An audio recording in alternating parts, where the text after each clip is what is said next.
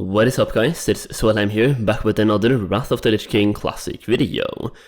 So today we're talking about the biggest changes in Wrath of the Lich King Classic, and to specify this even further, so you know exactly what to expect from this video.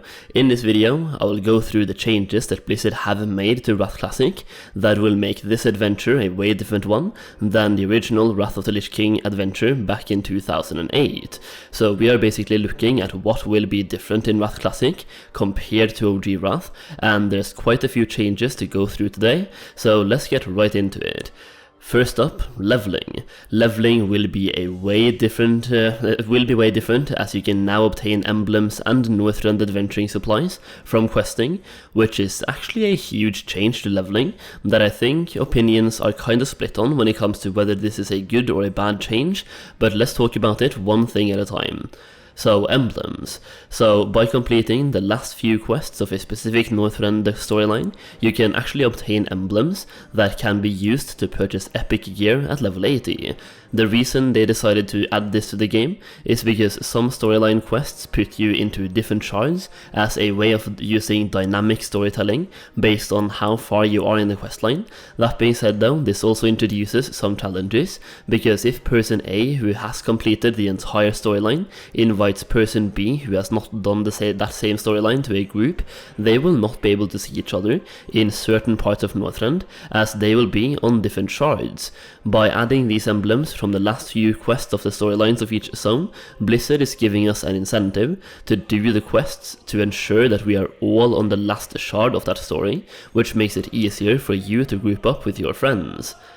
So, Northrend adventuring supplies. So this is a bonus item rewarded to you from group quests and elite quests throughout Northrend, and it's also right now being given out to you from breadcrumb quests in the questline for group quests and elite quests. This can all be changed from now until the launch itself, but basically just know that these will be given out to you from various quests throughout Northrend, and you will most likely get them from group quests like you currently do on the beta. These Northrend adventuring supplies will award you with potions, elixirs, food and water to keep you refreshed during your leveling adventure. While we are talking about leveling, I also have to shout out RestedXP, which is literally the best leveling add-on out there in my opinion, built by the fastest speed levelers in Classic WoW, but it's built for the average player, so everyone can enjoy it, but it still has emphasis on helping you level up as fast as possible.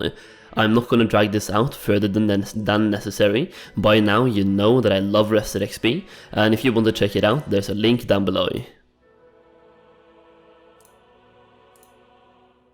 So the next change is no dungeon finder.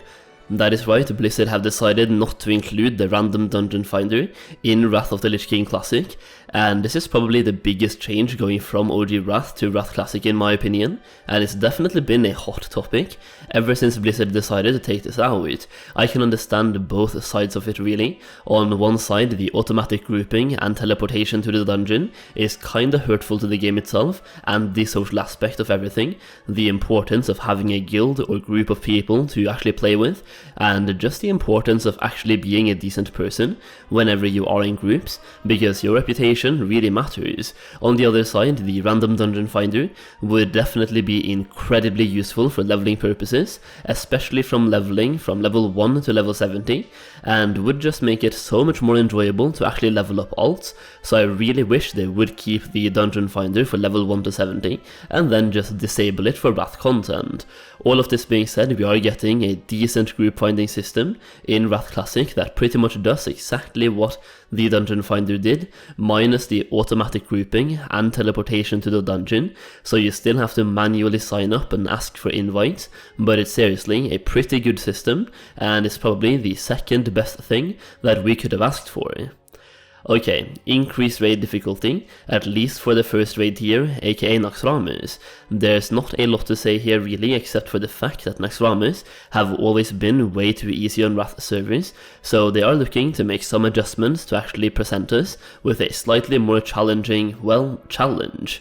Raid lockouts will also be different, so lockouts will now be shared between heroic and normal versions of the raid, but not between 10 and 25 man versions of the raid, so you'll be able to do both the 10 man and 25 man version of each raid each week, but you have to decide between normal or heroic difficulty, as they now share a lockout.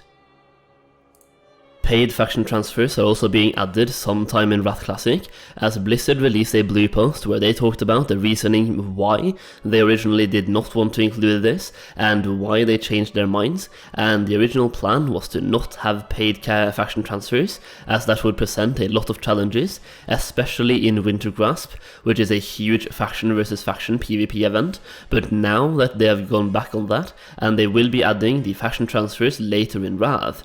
Wintergrasp has also been changed to work more like a battleground.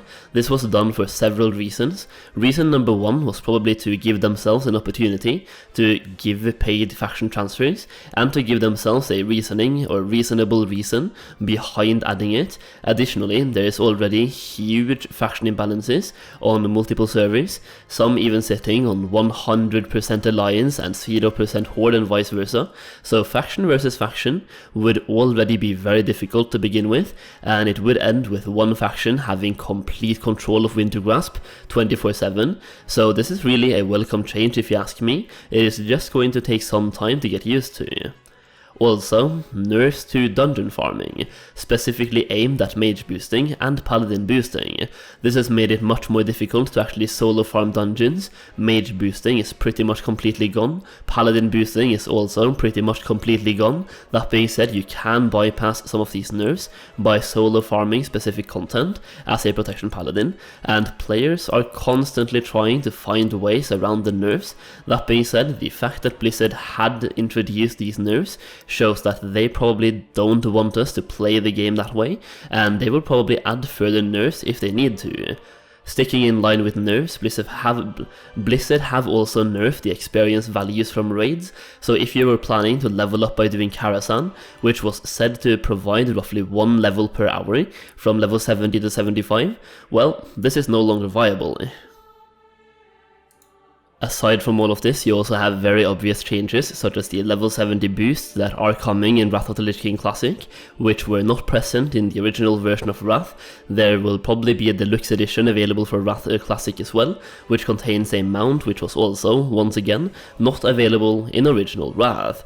We also have a lot more information about the game available to us, as Wrath of the Lich King is probably the most solved version of the game, or version of Wrath of the game out there after several years of private servers, where people just get more and more knowledgeable over the years. So we are moving into Wrath Classic with a bunch of knowledge about pretty much everything the game has to offer.